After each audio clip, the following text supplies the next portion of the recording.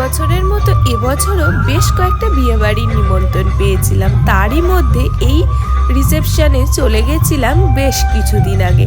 হাবড়া লাইনের সংহতি রেল স্টেশনের কাছেই ছিল ওদের বাড়িটা, আর বাড়ির পাশের জায়গাতেই কিন্তু এত সুন্দর করে সাজিয়েছিল।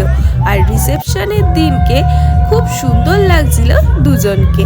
তো আমরা সবার সাথে ফটো তুলে নিই। আর আরুষ তো ফটো তোলার সময় এত লাইটস ক্যামেরার দিকে তাকিয়েই ছিল।